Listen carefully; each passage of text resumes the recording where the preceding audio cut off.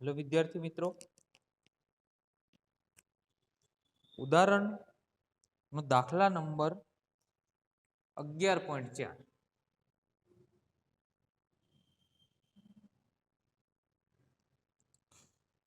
5.4 गुण्या 10⁶ metre प्रति second झड़पथी गति करता इलेक्ट्रॉन अने बी नंबर में आपेलू है 30 मीटर प्रति सेकंड नी झड़पथी गति करता 150 ग्राम ना बोल साथे संकळायेल डी ब्रोग्ली नी तरंग लंबाई केटली हशे? इलेक्ट्रॉन माटेनी तमने गणतरी करावीए छे અને બી નંબર જે તમને આપેલું છે 150 ગ્રામ બોલ માટેની ગણતરી તમારે જાતે કરવાની છે. ઇલેક્ટ્રોનની ગણતરી કરાવી. ચલો, ઇલેક્ટ્રોનની ઝડપ તમને કેટલી આપેલી છે? 5.4 ગુણ્યા 10⁶ મીટર પર સેકન્ડ અને ઇલેક્ટ્રોનનું દળ આપણે જાણીએ છીએ 9.11 ગુણ્યા 10⁻31 કિલોગ્રામ, બરાબર. અને ડી બ્રોગ્લીની તરંગ લંબાઈ આપણે શોધવાની છે.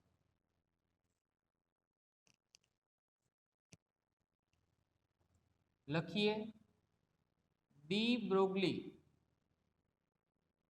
ની તરંગ લંબાઈ. सूत्र આપણે થિયરીમાં યાદ રખાવેલું છે, લેમ્ડા બરાબર હરખ પદુડા, બરાબર.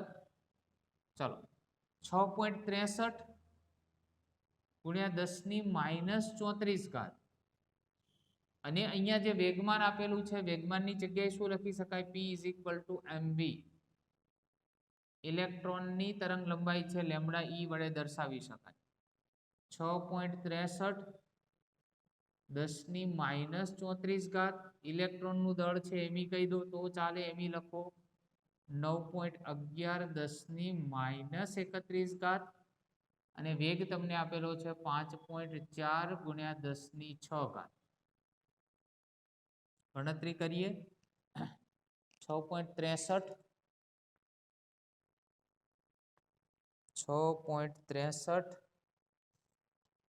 ભાગ્યા 9.11 અને ભાગ્યા 5.4 0.1347 ગુણ્યા, ચાલો ઉપર જશે એટલે 10⁻³ રહેશે અને આ ઉપર જશે એટલે 10⁻9 થશે. ખ્યાલ આવે છે? બરાબર. 31 અને 34 -3 રહી ઉપર, 6 ફરી પાછી ઉપર ગઈ -9 થઈ. જવાબ એકવાર ચેક કરીએ. 0.135 આપેલો છે, પરંતુ યાદ રાખો 10⁻9 એટલે નેનોમીટર કરી જ દેવાનું. 10⁻9 ની આસપાસ જો પણ ઘાત આવતી હોય ને તો બી એને નેનોમીટરમાં કન્વર્ટ કરવાનું, બરાબર. ઇલેક્ટ્રોન માટેની ગણતરી કમ્પ્લીટ થઈ. નંબર 2 આપેલું છે તમને બોલ માટે.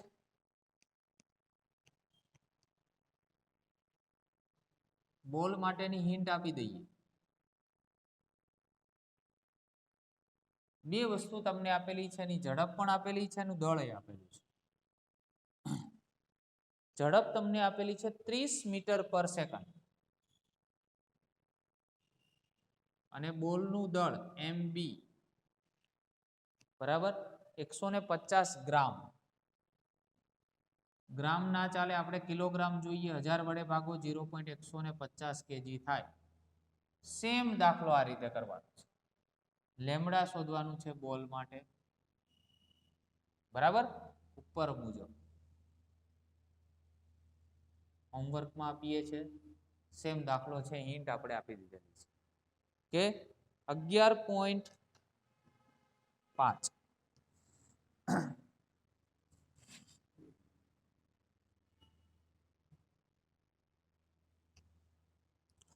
એક ઇલેક્ટ્રોન, એક આલ્ફા કણ અને એક પ્રોટોન ની ગતિ ઉર્જાઓ સમાન છે. આમાંથી કયા કણની ડી બ્રોગ્લી તરંગ લંબાઈ સૌથી ટૂંકી હશે?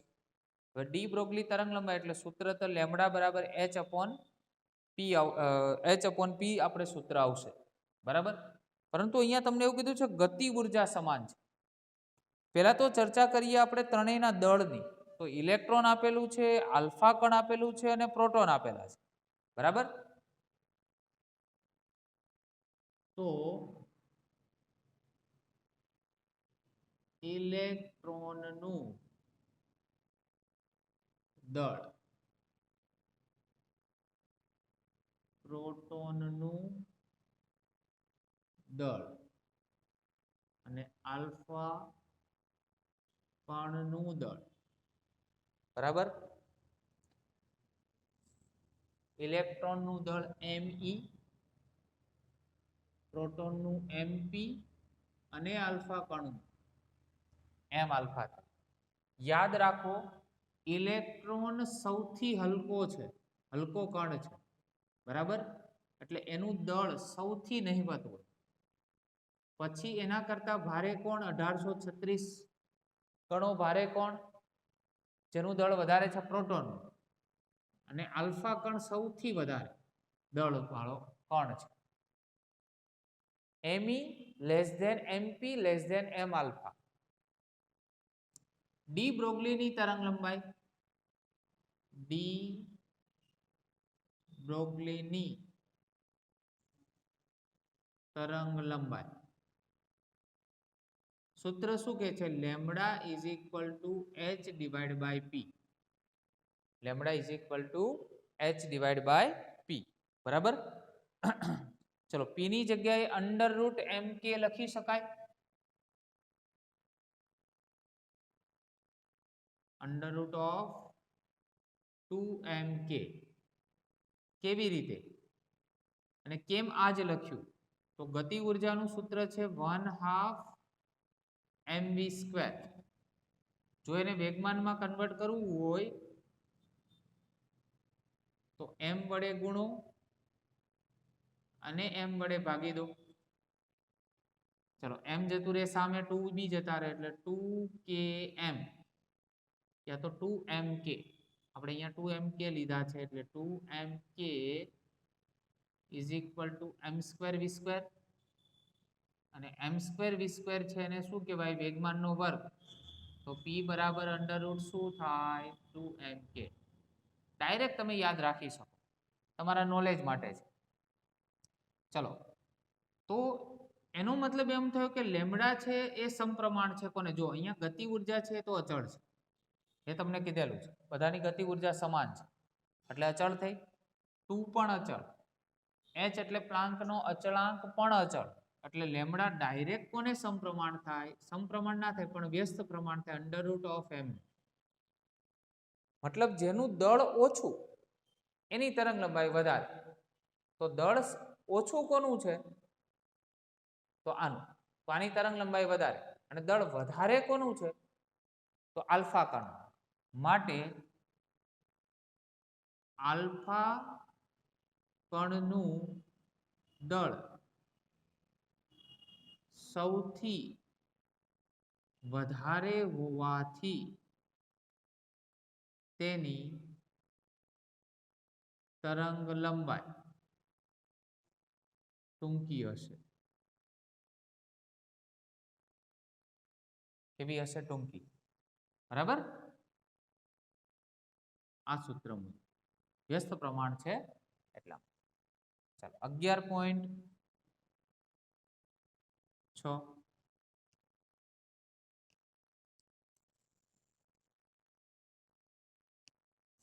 એક કણ ઇલેક્ટ્રોનની ઝડપ કરતા 3 ગણી ઝડપે ગતિ કરે છે.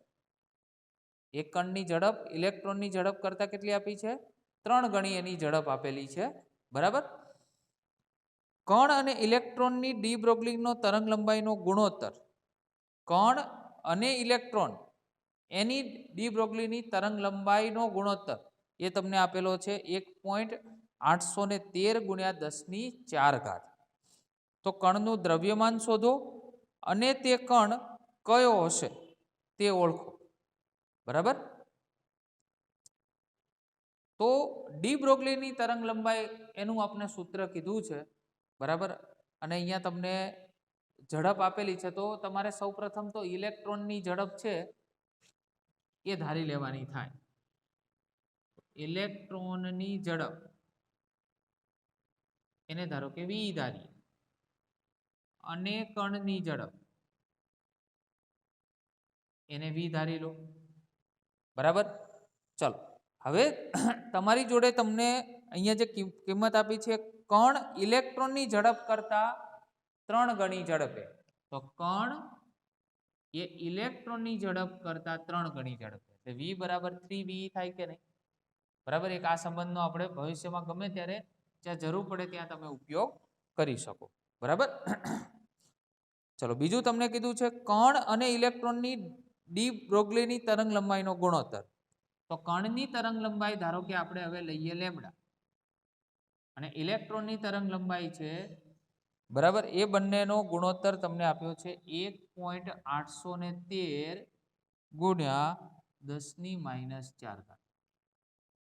આ બંનેનો સંબંધનો તમારે ઉપયોગ કરવાનો છે ડી બ્રોગલીની તરંગ લંબાઈ એના સૂત્રમાં. બરાબર. હિન્ટ તમને આપી દઉં છું. સૂત્ર આપણી જોડે લેમ્ડા બરાબર h/p. આ જ સૂત્ર વાપરવાનું છે. બરાબર.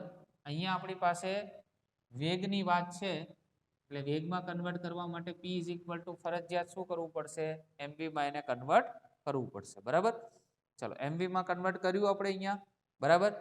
પછી અહીંયા જે તમને તરંગ લંબાઈ આપેલી છે, બરાબર, એ મુજબ આપણે જોવા જઈએ તો m અને અહીંયા વેગ તમને આપેલો છે. તો ઇલેક્ટ્રોન માટે જ્યારે તમે લો તો અહીંયા લેમ્ડા e કરવાનું, h તો અચળ જ રહેશે, me કરવાનું અને ve કરવાનું. લખી દઈએ આપણે ઇલેક્ટ્રોન માટે.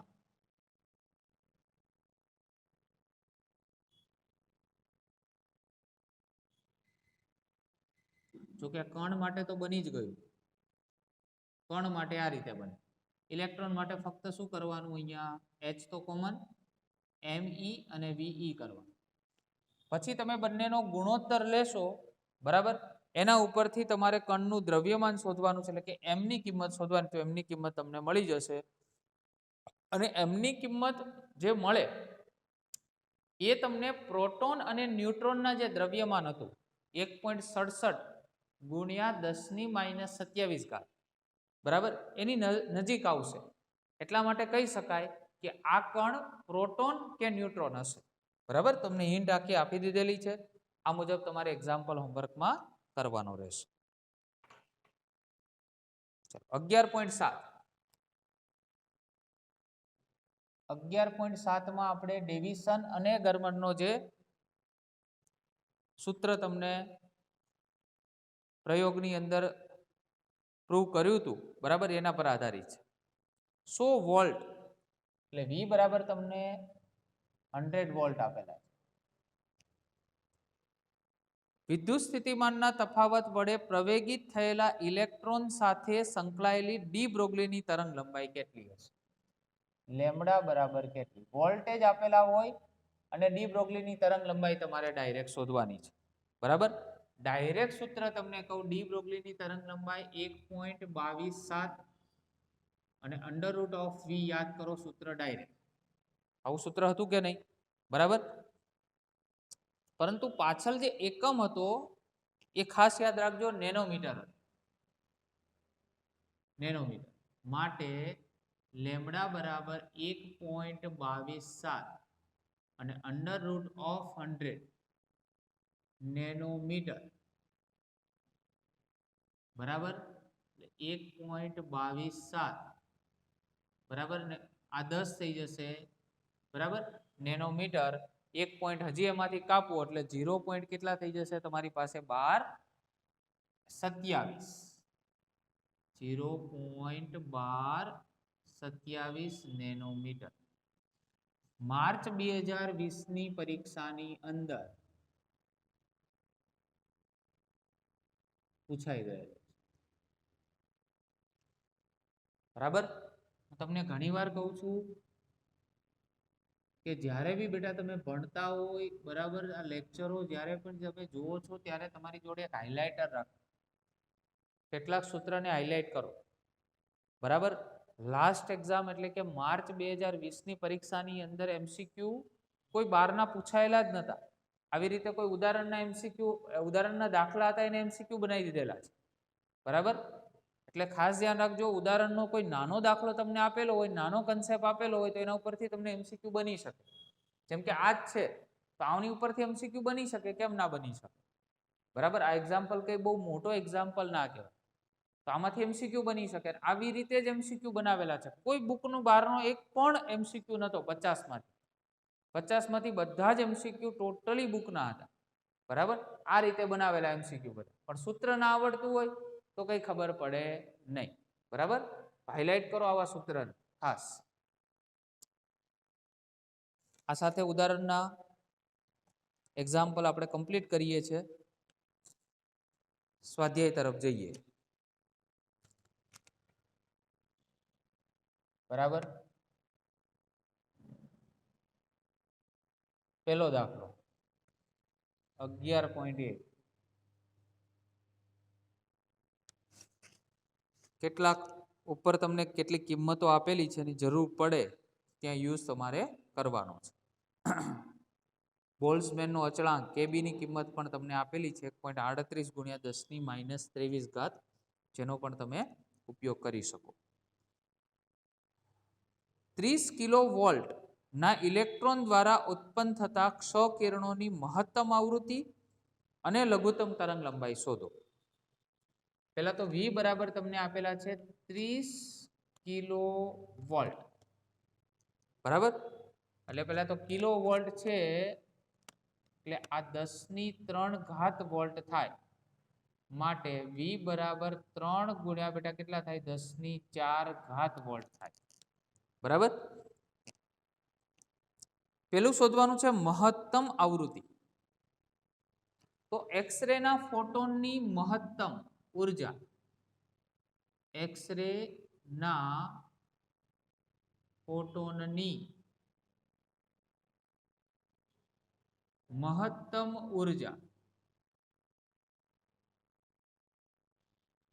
ફોટોનની ઉર્જાને આપણે h ન્યુ વડે દર્શાવીએ. મહત્તમ છે એટલે અહીંયા મેક્સ થાય. બરાબર? સામે શું થાય કે V વોલ્ટના દબાણે પ્રવેગિત ઇલેક્ટ્રોનની મહત્તમ ઉર્જા, V વોલ્ટના દબાણે પ્રવેગિત ઇલેક્ટ્રોનની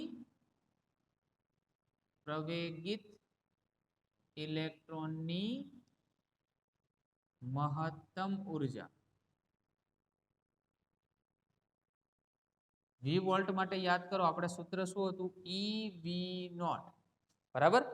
હવે અહીંયા આમ તો સ્ટોપિંગ પોટેન્શિયલ નથી આપેલું, ફક્ત વોલ્ટેજ આપેલો છે એટલે અહીંયા સ્ટોપિંગ પોટેન્શિયલ નહીં લઈએ, ખાલી V લઈશું. આપણે શોધવું છે V max. EV divide by H. એની કિંમત જાણો છો 1.6 10⁻⁹ ઘાત. વોલ્ટેજ આપણી જોડે 3 ગુણ્યા 10⁴ ઘાત અને છેદમાં પ્લાન્ક અચળાંક 6.63 ગુણ્યા 10⁻⁴ ઘાત. બરાબર? 16 તરી 48 એટલે 4.8 10⁻⁻15 ઘાત અને 6.63 ગુણ્યા 10⁻⁴ ઘાત. આ બંનેની આપણે ગણતરી કરીએ તો મહત્તમ આવૃત્તિ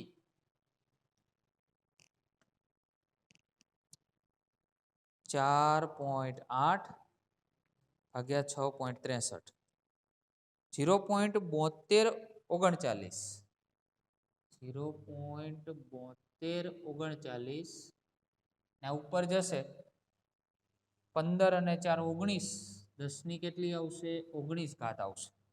ક્લિયર? એકવાર આપણે આન્સર ચેક કરીએ. આન્સર તમને આપેલો છે 7.24 ચાલે અને 10⁻18 ઘાત. 7.23 અને 9 ની કેરી એડ થાય તો 7.24 ગુણ્યા 10⁻18 ઘાત હર્ટ્ઝ. આ થઈ મહત્તમ આવૃત્તિ બેટા. બરાબર? બીજામાં તમને પૂછ્યું છે લઘુત્તમ તરંગ લંબાઈ.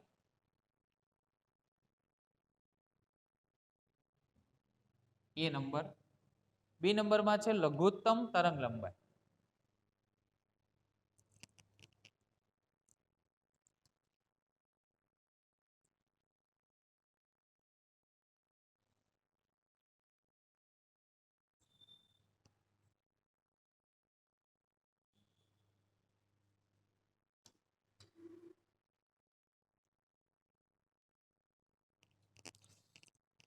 આવૃત્તિ અને તરંગ લંબાઈ વચ્ચેનો સંબંધ. હેડિંગ મારી દઈએ પહેલા, લઘુત્તમ તરંગ લંબાઈ. C ઇઝ ઇક્વલ ટુ તમે લેમ્બડા ન્યુ સૂત્ર જાણો. તરંગ લંબાઈ શોધવી છે, ન્યુ ને જવા દો નીચે. જો આવૃત્તિ જ્યારે મહત્તમ હોય ત્યારે તરંગ લંબાઈ તમને મિનિમમ મળે, લઘુત્તમ. વ્યસ્ત પ્રમાણ છે બંને. જો અને હું નીચે લઈ ગયો તો આ છેદમાં છે, તો આ જ્યારે મહત્તમ હોય ત્યારે આ લઘુત્તમ મળે, અને આપણે શોધેલી બી મહત્તમ છે. જો એટલે તરંગ લંબાઈ ઓટોમેટિકલી કેવી મળે તમને? લઘુત્તમ જ મળે. તો lambda minimum is equal two C ની કિંમત તો 3 ગુણ્યા બેટા કેટલી આવશે? 10⁸. અને new maximum that means 7.24 into 10⁸. માટે lambda minimum is equal two 3 ભાગ્યા 7.24 0.4143 0.4143 અને 10⁻10. મેં તમને વાત કરી એ પ્રમાણે જો -9 ની આસપાસ હોય ને તો લઈ જ જવાનું, બરાબર ને? તો એક ઘાત વધારવાની છે એટલે 0.04143 કરું તો આ કેટલી થાય? 10⁻9 થઈ જાય, બરાબર? તો લેમ્બડા મિનિમમ બરાબર 0.04143 નેનોમીટર. ક્લિયર? બંને આન્સર રાખવાના, જેથી કરીને ઘણીવાર બોર્ડની એક્ઝામમાં જ્યારે પેપર ચેકર હોય એને જ્યારે આન્સર શીટ આપેલી હોય ત્યારે કોઈ આવી ઘાતના સ્વરૂપમાં બી આપેલી હોય, અથવા અહીંયા નેનોમીટરમાં બી આપેલું હોય, તો આપણે તો બંને ઓપ્શન રાખ્યા છે. એ લોકો આ રીતે ચેક કરે કે આ રીતે, બંને માટે રાઈટ થાય, બરાબર? જો કે ખોટું ના જ પાડે, બરાબર? કારણ કે પોઈન્ટમાં પ્લસ માઇનસ હોય તો એનાથી કોઈ ફરક નથી પડતો. તેમ છતાં આપણે બંને ઓપ્શન લઈને ચાલવું સારું. 11.2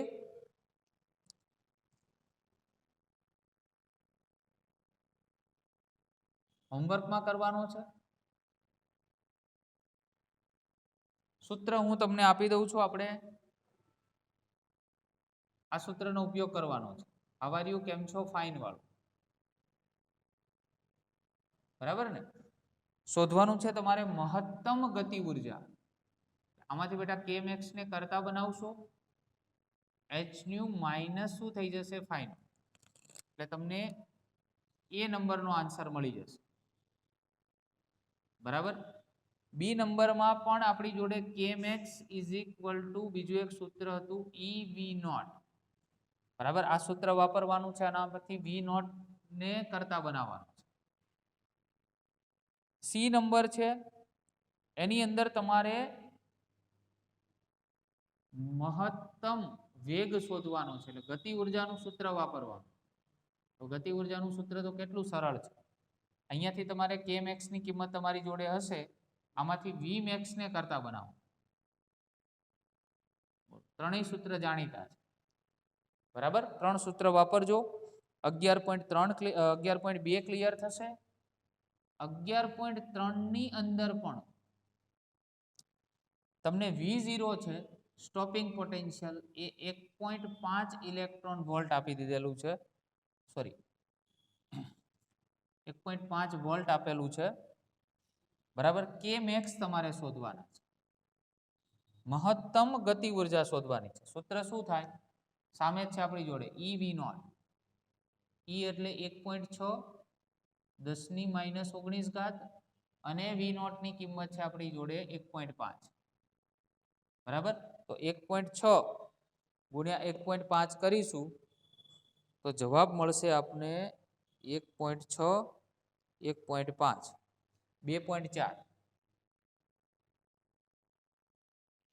2.4 ગુણ્યા 10⁻19 ઘાત જૂલ આવશે. પણ માંગ્યું છે શેમાં? જૂલમાં જ છે.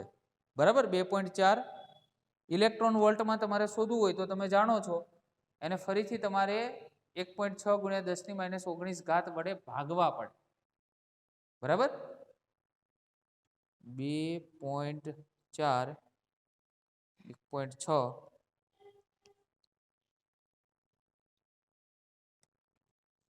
બરાબર?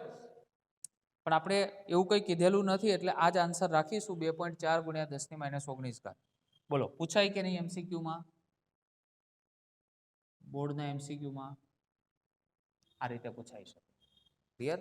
આવા નાના એક્ઝામ્પલ હોય, ફક્ત સૂત્ર મૂકો જવાબ આવે. બરાબર? એવા જ ઘણા બધા એક્ઝામ્પલ પૂછાતા હોય છે. તો આવા જ બહુ સિમ્પલ એક્ઝામ્પલ 11મા ચેપ્ટરમાં છે. ફક્ત તમને સૂત્ર આવડતા હોવા જરૂરી છે. Okay, thank you very much.